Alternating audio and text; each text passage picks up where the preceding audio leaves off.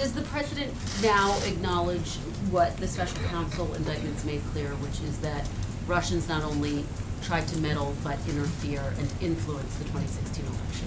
Absolutely, and the president has acknowledged that multiple times before. He acknowledged it during the transition, he acknowledged it during a press conference in Poland, and he acknowledged it for a third time at a press event in Poland. He has stated several times, I think one of the places where you guys seem to get very confused, and it seems to happen regularly, the president hasn't said that Russia didn't meddle. What he's saying is it didn't have an impact, and it certainly wasn't with help from the Trump campaign. It's very clear that Russia meddled in the election. It's also very clear that it didn't have an impact on the election, and it's also very clear that the Trump campaign didn't collude with the Russians in any way for this process to take place. So, if that's the case, why hasn't the president implemented the sanctions which Congress passed last year? Look, frankly, that's not completely accurate. Look, this president's been tougher on Russia, far tougher on, well, there's a process that has to take place, and we're going through that process. That law also says that the countries have to violate something in order for those sanctions to go into place, and that hasn't necessarily happened. But what I can tell you, hold on, that the president has been extremely tough on Russia. He helped push through $700 billion to rebuild our military. I can assure you Russia is not excited about that. He's helped export energy to Eastern Europe. I can assure you Russia is not excited about that. He has put and upheld sanctions that the Obama administration put in place. He's upheld those. He's closed 3 diplomatic properties that were Russia's here in the United States. He has taken number of actions against Russia and put pressure on them. He's helped arm the Ukrainians. There are a number of places that Obama was too weak and refused to take and put pressure on Russia where this president has. There are Democrats and Republicans. They said the president could be much tougher. Why not? Sorry, I'm sure he'll pick up where you left off. I'll pick up first a clarification from some of the president's tweets over the weekend. The president doesn't really think that the FBI failed to stop the Parkland shooter because it was too involved with the Russia investigation, does he? I think he was speaking not necessarily that is the cause. I think we all have to be aware that the cause of this is that of a deranged individual that made a decision to take the lives of 17 other people. That is the responsibility of the shooter, certainly not the responsibility of anybody else. So did he mistweet when he said that? 'Cause he's pretty direct. He says, this is not acceptable. They are spending too much time trying to prove Russia I think collusion. He's making the point that we would like our FBI agencies to not be focused on something that is clearly a hoax in terms of investigating the Trump campaign and its involvement. You just agree that the evidence is there that the Russians interfered with our election. I said that the Trump campaign interfered and colluded with it. This investigation is obviously about what Russia did, and it raises the question now that you've said the president agrees, the national security advisor says the evidence is incontrovertible. What is the president going to do about it? What is he specifically doing about the fact that Russia interfered with our election and has every intention, we are told, of doing it again? What is he doing about it? Look, just last week, the Department of Homeland Security Secretary Kirstjen Nielsen met with a number of relevant stakeholders. They're discussing this process and going through and looking every single day at the best ways forward. Everybody wants to blame this on the Trump administration. Let's not forget that this happened under the Obama administration. It happened over a year ago. What's he done about it?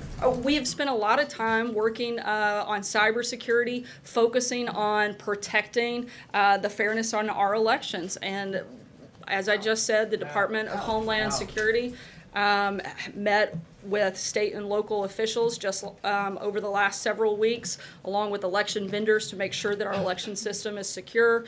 Last week, they met with state and private officials on how best to secure the election system from foreign interference. We're not the only targets of foreign interference, and we're working with our allies on the daily basis to make sure that we're following best practices. This has been a topic of conversation with multiple foreign heads of state. President Trump and the administration have made it clear clear that interference in our elections will have consequences, and we're going to continue to impose consequences in response to Russian cyber attacks. Just last week, we called out Russia by name. It was one of the first times that you've seen something like that take place. We're going to continue doing things like that. The president hasn't even criticized Vladimir Putin about this. He hasn't even called out Putin. He criticized Obama. He criticized the FBI. He didn't even criticize Vladimir Putin. He has been tougher on Russia in the first year than Obama was in 8 years combined. He's imposed sanctions. He's taken away properties. He's rebuilt our military. He has done a number of things to put pressure on Russia and to be tough on Russia. Just last week, there was an incident that'll be reported in the coming days in another way that this president was tough on Russia. Sarah. Thanks a lot, Sarah. In the aftermath of the indictment, which was handed down by Special Counsel Bob Mueller's office on Friday, the president tweeted quite a bit, and tweeted quite a bit over the weekend. He was critical of the FBI. He was critical of Democrats, critical of the ranking member of the House Intelligence Committee, Adam Schiff, even critical of his predecessor, but he was not critical of Russia. He was not critical of the Russian President, Vladimir Putin. I didn't get a sense of outrage in what the president put out there in his tweets, that he's angered that another country, Russia, tried to interfere in the U.S. presidential election. He actually called out Russia by name in his official statement that went out shortly after those indictments came down. He called them bad actors and specifically called out Russia. It was the only individual in that statement. That was the first reaction of the president. So I would disagree with the premise of your question. He's also, again, been extremely tough on Russia in a number of different ways, and we're going to continue to do that. Is he angered by that? Sorry, Sarah, is he angered by this or outraged by the fact that Russia tried to interfere in our system? I think he's angered that anybody would try to meddle into our system. But again, I think it's important to remember that we are looking forward to on figuring out the best ways to make sure that doesn't happen again. Thanks, sir. If I could indulge you with 3 questions, we got a lot of housekeeping to do. First, you mentioned the president's supporter of background checks. The House passed bill includes concealed carry reciprocity. Is that a provision the president would consider after this tragedy? I haven't spoken to him about that specific procedure. I know he spoke with Senator Cornyn on Friday. The Senate version is a little bit different, and he is generally supportive of that, but we're going to continue those conversations. Separately, last week there was some news made by Administrator Pruitt as well as Secretary Shulkin. Do they both have the president's about their private travels and use of whether it be first-class flights or inappropriate use of federal resources? Do both of them still have the confidence of the president? I have no reason to believe otherwise. As we've said many times before, if somebody no longer has the confidence of the president, you guys will know. And finally, the Chief of Staff on Friday issued that memo on security clearances, that those with interim security clearances by the end of this week that have been outstanding since June of last year would lose their access to classified information. One of those people, we know from his attorney, is Senior Advisor Jared Kushner. Can you talk about whether or not how he'll be able to do his very senior job in the White House if he does not have access to classified information?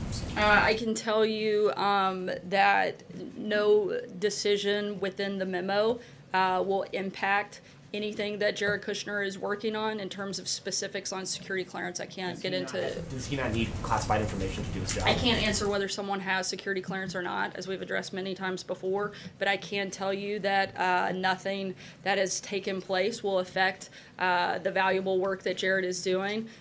He continues and will continue to be a valued member of the team, and he'll continue to do the important work that he's been focused on with the last year. John. Sarah, you mentioned a deranged individual took the lives of 17 people at Parkland. That's after a deranged individual took dozens of lives in Las Vegas, in the wake of which the president offered some support for the idea of banning bump stocks, which then seemed to have fallen by the wayside. It was preceded by a deranged individual snuffing out the lives of nearly an entire classroom at Sandy Hook, et cetera, et cetera, et cetera. Other than supporting a bill that would encourage state and federal government agencies to do what they're supposed to do, does the president have any ideas at all on how to address this, or is he starting from scratch? I can tell you that the president supports not having the use of bump stocks, and that we expect further action on that in the coming days. He ordered the Department of Justice and the ATF to review the regulation of bump stocks. my understanding is that review has been completed and movement will take place on that shortly. But the president, when it comes to that, is committed to ensuring that those devices are. Well, again, I'm not going to get ahead of the announcement, but I can tell you that the president doesn't support the use of those accessories. And on the broader problem of deranged individuals getting hold of weapons and killing people indiscriminately, does he have any ideas on how to deal with this? Well, look, we're having, again, that's part of a lot of the conversations that we're going to have over the next, Suggest he started from scratch here. on mental If illness. he has to listen to a bunch of people, No, and he he's- doesn't have any ideas of his own, that would suggest that he doesn't have any ideas. It's not what I said. You're taking my words out of context. Could you explain? Well, I was trying to before you interrupted me. But the president is very focused on mental illness, working with the Health and Human Services Department to determine the best path forward on that and what is available and allowed under the law. Certainly something that we take very seriously and something that we want to address, and that we're working hand in hand with both the federal government as well as state and local law enforcement officials on what we legally can do. Unfortunately, we can't just flip a switch, but there is a process. We are a law and order country, and the president is trying to do everything that he can under his capacity to address these concerns, and certainly when it comes to mental illness.